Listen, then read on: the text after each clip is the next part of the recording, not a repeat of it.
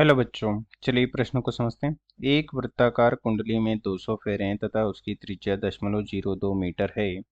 उसमें 0.2 एम्पीयर की धारा प्रवाहित की जाती है। इस कुंडली के तल को 0.15 वेबर प्रति वर्ग मीटर के एक समान चुंबकीय क्षेत्र में क्षेत्र के लंबवत रखा जाता है। इस कुंडली के क्षेत्र को अक्ष के परितः 180 तक घुमाने पर कितना कार्य करना पड़ेगा। हमें कार्य का मान बताना है कि अक्ष के परितः जब हम उससे घुमाते हैं तो कितना कार्य करना पड़ेगा। मुख्य अवधारणा में हम देख सकते हैं कि इस प्रकार से एक समान चुंबकीय क्षेत्र B सदिश है। इस प्रकार से बाह्य चुंबकीय क्षेत्र B सदिश है और इसमें जब किसी छड़ चुंबक को इस प्रकार से रखा जाता है जो कि N सिरा है तथा ये S सिरा है, माना कि यह बाह्य चुंबकीय क्षेत्र के साथ θ1 कोण पर है तथा इसे इस पर कार्य कर इसे θ2 कोण तक घुमा देते हैं। इस प्रकार से माना कि इसे ये N सिरा हो जाएगा, ये S सिरा हो जाएगा और अब ये θ2 कोण पर है।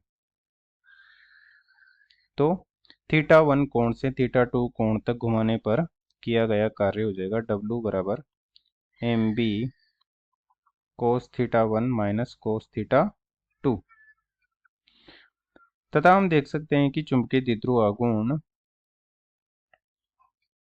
धारावाही लूप भी होता है, जो कि इस प्रकार से किसी धारावाही लूप में यदि धारा प्रवाहित की जाती है तो वो चुंबकीय द्विध्रुव की भांति व्यवहार करता है। वामावर्त दिशा में I धारा प्रवाहित की जा रही है तो वामावर्त दिशा वाला सिरा N ध्रुव की भांति व्यवहार करता है तथा इसके पीछे का सिरा जिसमें दक्षिणावर्त दिशा में धारा प्रवाहित होती प्रतीत होगी S सिरे की भांति व्यवहार करेगा तथा इसके चुंबकीय द्विध्रुव आघूर्ण की दिशा हो जाएगी तल के लंबवत बाहर की ओर या वामावर्त दिशा में उंगलियों को दाहिने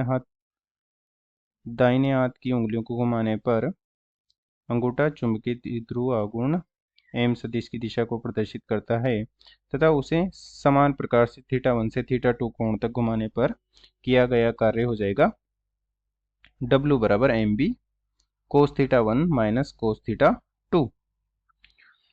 अब चलिए प्रश्न को हल करते हैं। प्रश्न में दिया गया है कि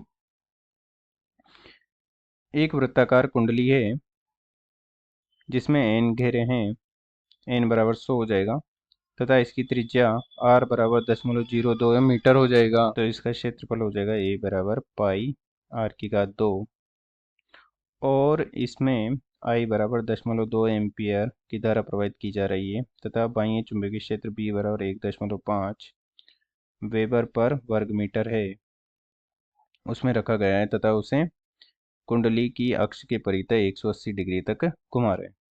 तो हम देख सकते हैं कि इस प्रकार से कुंडली को इसमें कहा गया है कि कुंडली का तल एक समान चुंबकीय क्षेत्र के तल के लंबवत है।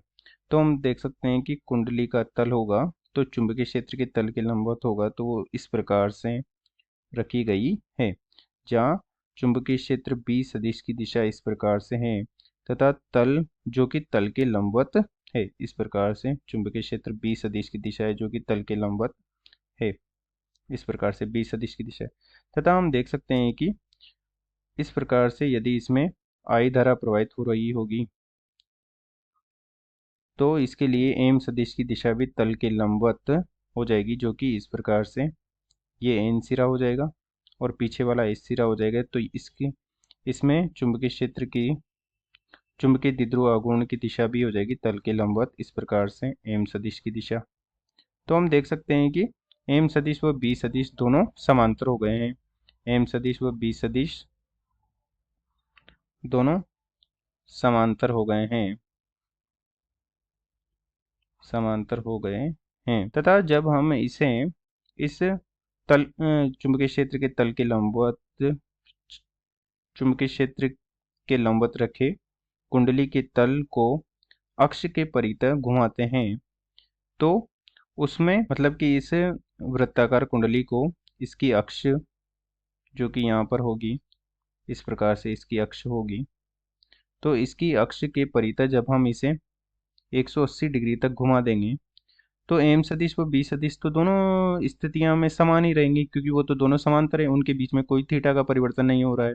तो हम देख सकते हैं थीटा में कोई परिवर्तन नहीं, थीटा में कोई परिवर्तन नहीं, कोई परिवर्तन नहीं होगा। दोनों स्थितियों में एम सदिश व बी सदिश दोनों समांतर ही होंगे, तो किए गए कार्य भी शून्य होगा, जिसे हम देख सकते हैं कि W बराबर हो जाएगा एम बी कोस थीटा 1 पर, माना कि थीटा 1 पर था, जो कि सॉरी 0 पर है, क्योंकि दोनों समांतर हैं, 0 डिग्री पर हो जाएगा। और दूसरी स्थिति में भी कोस 0 डिग्री पर ही होगा, तो दोनों 0 डिग्री पर है तो दोनों कट जाएंगे और किया गया कार्य क्या हो जाएगा, शून्य हो जाएगा। अर्थात जब क्षेत्र के लंबवत कुंडली के तल को रखा जाता है और उसे अपनी अक्ष के परितः 180 डिग्री तक घुमाया जाता है तो किया गया कार्य शून्य होता है, क्योंकि एम सदिश व बी सदिश दोनों समांतर बने रहते हैं, उनके मध्य थीटा में कोई परिवर्तन नहीं होता है, इसलिए किया गया कार्य शून्य होता है। अतः दिए गए प्रश्न को हमने हल कर दिया है। आशा करते हैं आपको समझ में आया होगा। धन्यवाद।